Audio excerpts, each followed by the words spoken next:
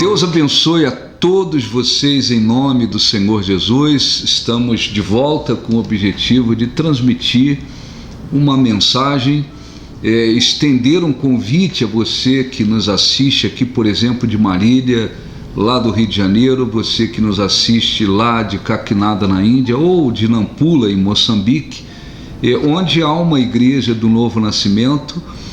No dia 13 de setembro, será um domingo, nós vamos nos reunir com um objetivo muito importante de agradecer a Deus pelo 17º aniversário da Igreja do Novo Nascimento.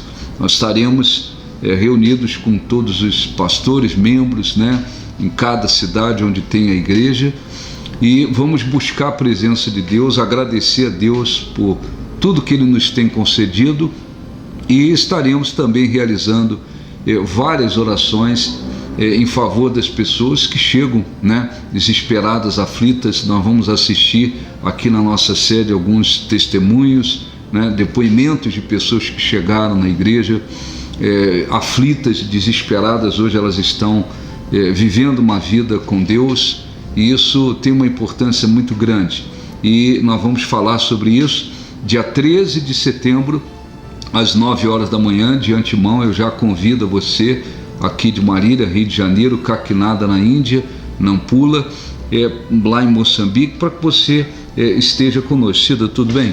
Tudo bem, graças a Deus. E nós vamos no dia 13, evidentemente, expressar nossa gratidão a Deus. A igreja iniciou, evidentemente, com lutas em 2003, lutas, adversidades, circunstâncias contrárias, mas nós decidimos olhar para Deus, e não para as circunstâncias. Verdade, é uma honra para nós, recordar tudo que Deus fez por nós, desde o início, em meio a tantas lutas, e até onde Ele tem nos ajudado até aqui, E nós vamos hoje falar de um salmo que eu considero um salmo muito bacana, muito especial, o Salmo 126.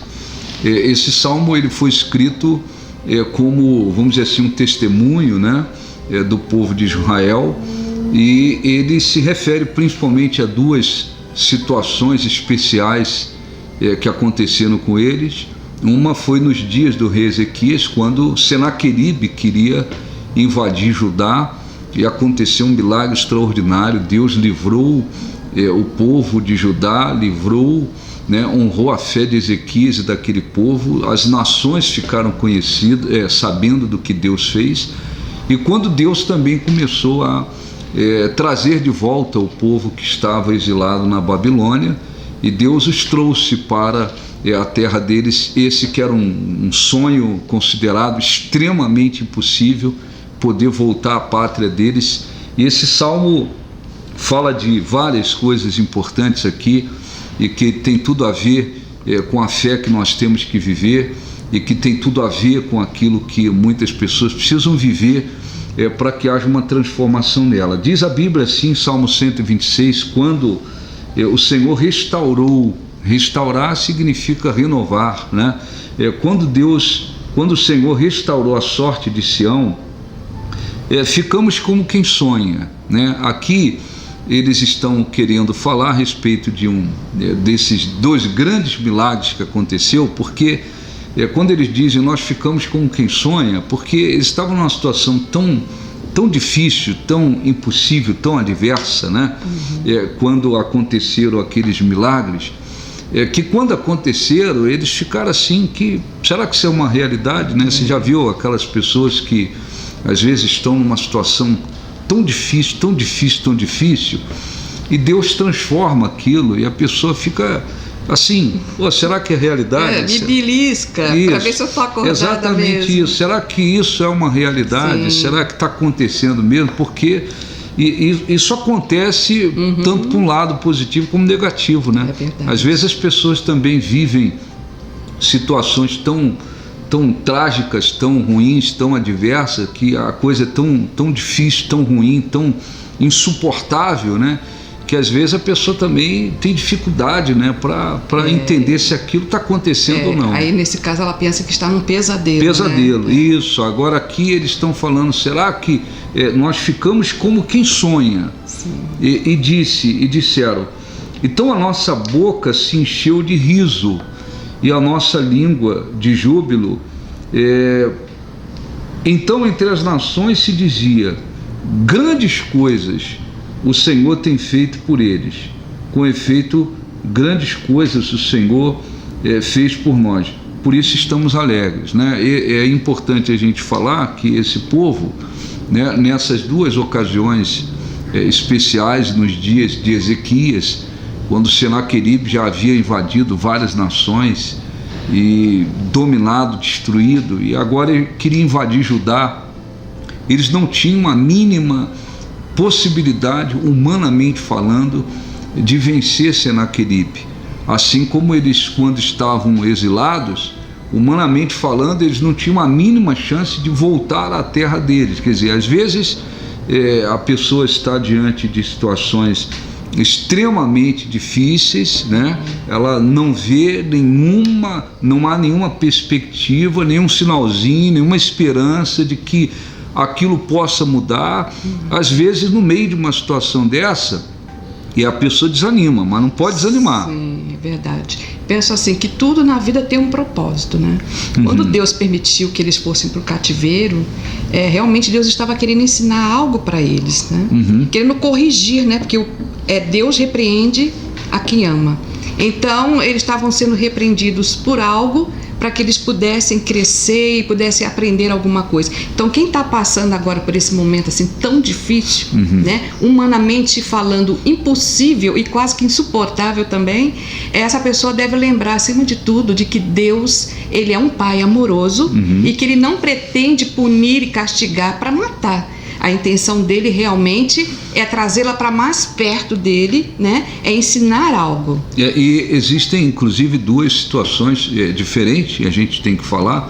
Uma foi citada aqui, né? Eles foram para o cativeiro, ali eles estavam sendo punidos para que eles aprendessem realmente a se voltar para Deus, a amar a Deus acima de tudo. Nos dias do Ezequias foi diferente. Ezequias estava muito bem com Deus, né? A Bíblia até fala que depois da fidelidade, né, ele estava muito bem com Deus. Aquele povo estava muito voltado para Deus, e Deus também permitiu aquela situação em relação a Senaqueribe. Mas ali eles tiveram uma chance de demonstrar uma grande confiança que havia no coração, né? A confiança em Deus, e daquela atitude de fé e de confiança vieram grandes milagres. Mas o importante é a gente lembrar que esteja a pessoa sendo muito fiel, andando muito bem com Deus, e entra numa situação muito difícil, passa por uma prova, né? Teste da fé. Ou a pessoa está de repente sendo punida, né? Passando por situações porque precisa se voltar para Deus, e Deus permitiu aquilo. É importante dizer que não pode a pessoa desanimar num momento difícil, né? Não pode desanimar num momento difícil. Tem que confiar em Deus. Hoje a gente está aqui falando, convidando sobre para o aniversário da igreja, dia 13, essa reunião especial. Claro, a igreja tem lutas, desafios, né, pela frente, não tem facilidade nenhuma, né? Mas o trabalho está sendo conduzido de acordo com a direção de Deus, graças a Deus, com fé, espiritualidade e honestidade, né? Hoje a gente vê pessoas, graças a Deus, né, com a vida transformada, crescendo com Deus. Mas nós que iniciamos a igreja, nós sabemos que nós passamos momentos extremamente difíceis, em que a gente tinha, vamos dizer assim, humanamente falando, motivos para dizer assim: nós temos um monte de motivo para desistir, vamos deixar isso aqui de lado, vamos seguir a nossa vida, né? Sim, é verdade. Mas nós não olhamos, não nos deixamos vencer, é importante dizer, pelas dificuldades, né? Sempre, é confiar em Deus, né? Olhar para Deus. Nessa hora você tem duas opções, né? Duas alternativas. Ou você olha para Deus e confia nele, entrega tudo na mão dele, deixa ele fazer, vai em frente, ou então realmente você desanima, você desiste. Desanima e se entrega, né? Desanima e se entrega para as circunstâncias. Então, o povo, eles, nessas duas ocasiões, as nações ficaram sabendo do que Deus havia feito por eles, e eles agora estão dando um testemunho né? E dizendo, grandes coisas fez o Senhor por nós, por isso estamos alegres. Então, quer dizer, aquela pessoa que está vivendo um momento extremamente difícil, não há nada favorável, nada positivo, né? Você não vê um fiozinho de esperança assim aos olhos humanos de que a sua situação, a sua sorte pode ser transformada. Não tem nada favorável. Não se entrega ao desânimo, porque amanhã, no futuro, futuramente, você também pode estar testemunhando e dizendo, grandes coisas Deus fez por mim, né? Quanto maior a dificuldade, maior também é o milagre, é a bênção de Deus, né? Quanto mais tempo a pessoa fica ali naquela situação, naquela dificuldade, também é maior a sensação depois de alegria, claro, e de estar sonhando, né? Então, aí eles falam do que as nações testemunharam, né? E Deus estava fazendo grandes coisas por eles. Mas é importante a gente falar do versículo 4, né, em que eles dizem assim: restaura, Senhor, a nossa sorte como as torrentes no Negueb. Nós estamos sempre, pelo menos na igreja, de vez em quando a gente cita, né, esse episódio, essa oração que eles faziam, porque lá no Negueb, quem não conhece, o Negueb é uma região lá em Israel. É uma região lá em Israel, né? E lá no Negueb, o que acontece? Durante a maior parte do ano, aquele lugar é um lugar seco, duro, árido. Quem olha assim fala assim, só tem pedra aqui, não vai acontecer nada. Mas chega um momento do ano que vem aquele fenômeno, aquelas chuvas torrenciais, e elas inundam aquelas montanhas naquela região. Depois passa um tempinho, aquela chuva, aquelas águas, elas descem das montanhas e inundam a região do Negueb. Aí fica tudo inundado. Depois vem o sol, a água evapora e ali cresce um jardim extraordinário e florido. Lindo, então, né? Eles, quando dizem restaura a nossa sorte, eles oravam pedindo a Deus para restaurar a sorte deles, assim como restaurava lá e restaura a região do Negueb. O lugar seco, árido, duro, se torna num jardim florido e muito bonito, por sinal, né? E aí isso tem a ver com a vida de muitas pessoas, porque hoje, de repente, a pessoa está desesperada, né? Sofrendo porque está com uma doença, desenganada, sim, ou a pessoa está com um casamento à beira da destruição, ou até se separou, né? De repente você hoje está gemendo por causa de um filho nas drogas, ou gemendo por causa de problemas financeiros, desemprego, humilhação por causa de situação financeira. De repente você está aí no fundo do poço mesmo, no fundo do poço, que olha para a sua vida, diz assim, ali é um vale seco, árido, duro, né? Parece que não vai acontecer nada de bom ali. Sim. Mas Deus, tem que haver uma fé de que Deus pode transformar, restaurar a vida dela, né? Pode realmente fazer uma virada na vida da pessoa, né? Virar aquele cativeiro, né? E então a pessoa ali, ela tem que estar confiando em Deus, olhando para Ele realmente com confiança, crendo naquilo que Ele vai fazer, e de repente vai acontecer assim, como está escrito, né? Como as torrentes do Negueb, aquela chuva de bênção, chuva de graça, de milagres sobre a vida da pessoa, e o deserto se torna um jardim lindo, né? A sua vida, ela pode ser totalmente restaurada. Mas é muito importante que a pessoa use a fé, sim, ore, fale com Deus, sim, e não fique se deixando levar pelo que os olhos estão mostrando hoje. De repente seus olhos físicos estão lhe mostrando apenas coisas ruins, negativas, nada favorável. Os seus sentimentos, né, estão falando, se é que se pode dizer assim, sobre coisas ruins, negativas. Você diz assim, o que eu vejo e o que eu sinto não tem nada de bom.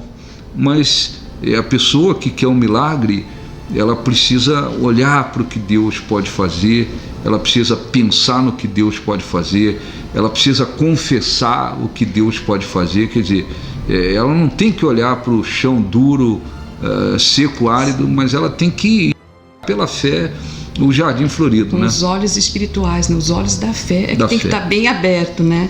E os olhos físicos, eles podem até ser fechados para você não ficar realmente olhando para as circunstâncias, né? E aqui, como a gente vê no Salmo, eles não pediam apenas uma melhora na vida, eles pediam uma mudança, uma transformação. Né? Restaura a nossa sorte, como as torrentes do Negueb. Então, havia, né, por parte deste povo, essa fé para orar, para pedir, para falar, para insistir, para perseverar. Eles criam que, assim como Deus, né, assim como havia e há uma restauração na região do Negueb, o lugar duro, árido, seco, se transforma num jardim florido.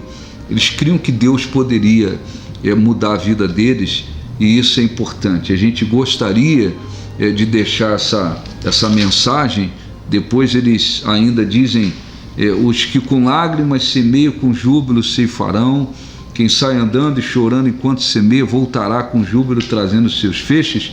Na realidade, é preciso aprender, é preciso lembrar que existe um momento de plantar, né? Às vezes o momento de plantar é com lágrimas mesmo, é com choro mesmo, é difícil mesmo, mas a pessoa tem que crer, assim como eles confessaram, né? Os que com lágrimas semeiam, com júbilo ceifarão. Quem sai andando e chorando enquanto semeia, voltará com júbilo trazendo seus feixes. A pessoa que quer uma restauração, um milagre, uma transformação, ela ainda que ela não vai mudar nada com as mãos dela, né? Porque são situações que só Deus pode mudar, mas ela precisa lembrar que ela tem que plantar a sua fé, a sua oração, a sua perseverança, a sua busca em Deus. E às vezes o momento de plantar é difícil, né? É difícil, sim. E como está escrito aqui, ela está andando, enquanto ela está semeando, ela vai andando, chorando, quer dizer, ela continua vivendo. Ela não vai ficar paralisada dentro de casa, deitada na cama, com uma depressão profunda e se entregando ali. Não, ela tem que estar andando, quer dizer, tem que estar se movimentando, ela tem que continuar vivendo a vida dela, né? E semeando ao mesmo tempo. Ela está semeando, ela pode estar chorando, está sofrendo, está gemendo, mas ela está ali de pé, lutando, porque ela crê num Deus de coisas grandes. Então, se você quer uma restauração na sua vida, de fato, de verdade, lembre-se disso.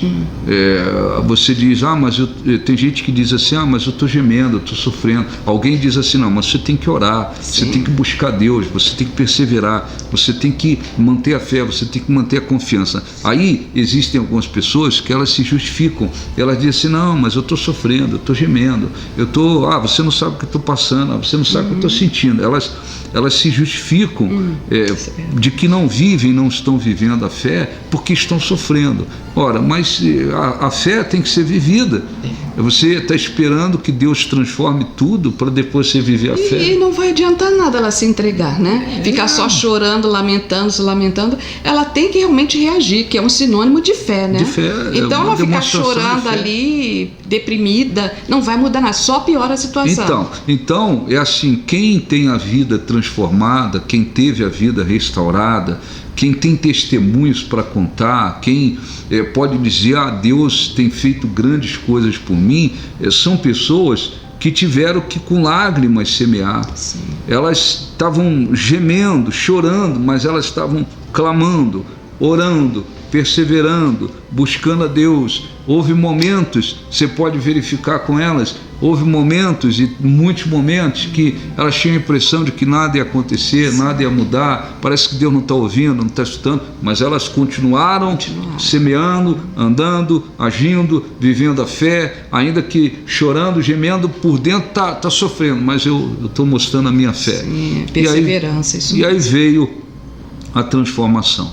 Os que com lágrimas semeiam, com júbilo ceifarão. Quem sai andando e chorando enquanto semeia, voltará com júbilo trazendo seus feixes. Então é muito importante que você viva essa fé. E no dia 13, inclusive, de setembro, na reunião de agradecimento a Deus, nós também vamos orar em favor das pessoas que precisam de uma restauração na vida. E eu convido a você para estar conosco. Caso você diga, eu estou numa cidade, num estado, num país, num lugar onde não tem uma igreja do Novo Nascimento, procure uma igreja que esteja pregando o Evangelho corretamente, com sinceridade, com espiritualidade, onde há homens, mulheres de Deus realmente compromissados com Deus, né? E vá buscar esse Deus. Mas uma coisa é certa, Ele tem poder para fazer com que você volte com júbilo, trazendo seus feixes. Nós vamos agora fazer oração. Quero lembrar, dia 13 de setembro, estaremos pessoalmente aqui na nossa sede, às 9 da manhã, Rua Prudente de Moraes, 1020, no bairro do Alto Cafezal, em Marília. Eu convido a você. No Rio de Janeiro, a pastora Nilzete estará na Avenida Marechal Fontinelli, 4217, no bairro da Malé. Lá em Nampula, o pastor Carlos Capatuia. Lá em Kakinada, na Índia, o pastor Cassei Dananaju, com a família dele, estará orando por todos vocês também nesse dia especial. Vamos fazer uma breve oração em nome de Jesus. Vamos orar. Senhor, nosso Deus e Pai, nós oramos em favor de todas as pessoas que estão nos assistindo. Pedimos que o Espírito Santo coloque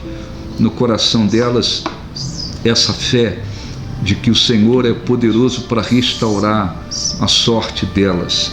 Senhor, levante aquelas que se encontram desanimadas, abatidas, caídas, prostradas, né? E que estão como se desacreditadas de que possa haver uma transformação. Levante essas pessoas, abençoe essas pessoas, dê a elas a convicção de que há um Deus que restaura, um Deus que pode restaurar totalmente a sorte de cada uma delas, e que elas possam lutar e te buscar. Abençoe as reuniões que teremos no dia 13 de setembro na Igreja do Novo Nascimento, quando estaremos orando, buscando a tua face, a tua presença e te agradecendo. Leve o teu povo e abençoe em nome de Jesus. Graças a Deus. Graças a Deus, chegamos ao final da nossa participação, e que Deus abençoe a todos vocês. Que Deus abençoe a todos.